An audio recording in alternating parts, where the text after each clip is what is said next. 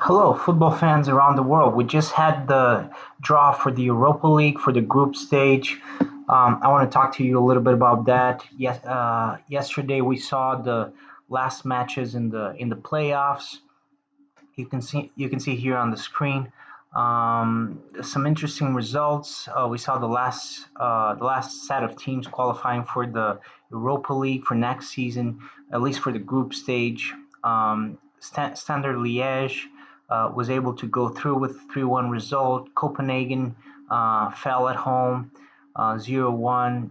Um, Saw that Young Boys from Switzerland was able to win 3-0. A little bit of a surprise in the following match. Basel lost against CSKA Sofia at home 1-3. Rangers from Glasgow was able to beat Galatasaray 2-1. You can see AEK Athens. Also, a little bit of a surprise, they were able to overcome German outfit Wolfsburg 2-1. Tottenham destroy Maccabi Haifa. Not entirely surprising, but perhaps the the amount of goals they score a little bit surprising. Good news for the Mourinho team.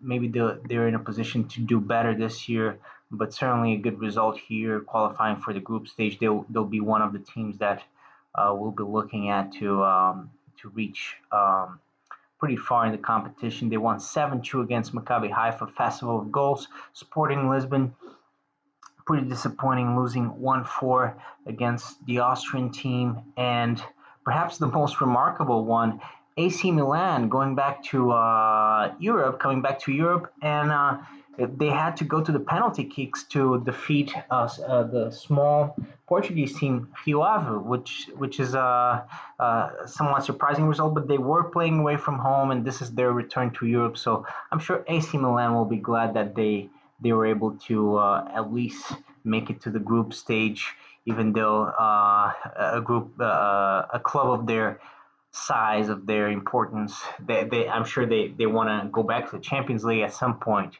But this is a start. So now here you can see all the groups in the group stage of the upcoming Europa League.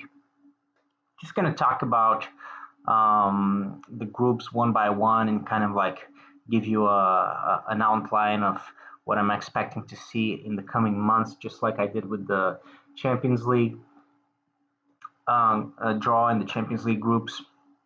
So Group A, usually the teams coming from pot one, the best teams. So like Roma in this case, we're always going to have usually one team that is pretty strong in each group. In this case, it's Roma.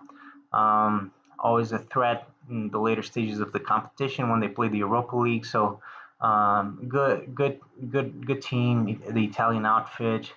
And then you have young boys from Switzerland, Cluj from Romania, CSK Sofia from Bulgaria.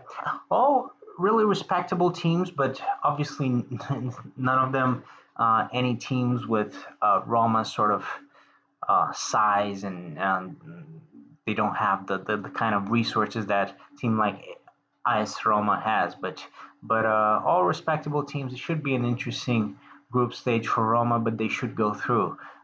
Group B, the big one, obviously Arsenal. They'll be wanting to go far in the competition, maybe win it. They certainly have the capability. They just beat Liverpool yesterday, so I mean, they're even though it was for the League Cup, but um, obviously a good team from a very rich league, the Premier League. Then you have an Austrian team, a Swedish team, and Dundalk. Which, to be honest, I don't even know where they're from right now. So, but pretty small teams compared to a team like Arsenal. So, Group C, you have Leverkusen. Uh, Obviously the big team in the group, and then you have Slavia Praga, um, Hapoel, Nice. So decent teams, but obviously Leverkusen, the big team in that group. Group D, Benfica, two-time European champions, um, runners-up in the Portuguese league last season, one of the historic greats in Europe and obviously in Portugal. Then you have the return of Rangers to Europe.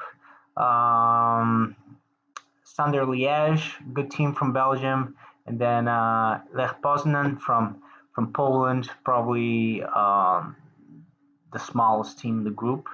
Then Group E, PSV, the big ones. But then you have Granada from La Liga, which they're always difficult teams to beat. And then PAOK, Omanoia, um, probably not as likely to go through as PSV and Granada. And then Group F is a very tough group. I mean, for European League standards, this might be the group of death. Napoli, Real Sociedad, and then a very good AZ Alkmaar. They were close to winning the Dutch league, or at least they were running to win the Dutch league last season before it got interrupted because of COVID. They were really up there with Ajax. They can give Real Sociedad and Napoli some trouble, and then have Rijeka, probably the weakest team in the group. Group G, Leicester City, the big team there, but also Braga and AEK Athens, good teams. Zorya, probably the least remarkable team in the group. And then Group H, I mean, I take that back. Maybe Group F is not the group of death. I think Group H is the group of death here. Celtic, I'm sure they were excited to play the competition, but now I bet they're having nightmares with. They have three very tough opponents. They have a Czech team from Prague, Sparta Prague, but then AC Milan and Lille, really tough teams. I think AC Milan and Lille probably the favorites to go through, even though I wouldn't discount Celtic. And then Group I, Villarreal. Spanish teams always do very well in the competition. So Villarreal, the big team here, and then three smaller teams. Group J, sort of the same thing, but with Tottenham. Tottenham had a very, very good result in the draw, a good draw. Group K, uh, interesting group. You know, Dinamo Zagreb, Feyenoord, CSK, Moscow, Wolfsburg. So pretty interesting group. And then Group L, maybe even one of the weakest groups in the Europa League, but you know they still have Hoffenheim. Let's not forget they beat Bayern Munich in remarkable fashion just this past week. So they are a very capable side. And then you have Gant and Red Star, Liberec. So it's not a bad group after all. So interesting groups. I mean, it's not the Champions League; it's the Europa League. And then I'll remind you that after the end of the Champions League group stage, the third placed teams in the Champions League groups are going to join the Europa League as well. So there are going to be some heavy hitters as well that will join these teams in the Europa League throughout the season. However, we do have some pretty interesting groups here, and some pretty decent teams already in the competition. I would say I would highlight probably the teams from the five big leagues: Spain, Italy, Germany, France, and England, and particularly the English teams and the Spanish teams. And also the Italian teams. They're really the most dangerous ones.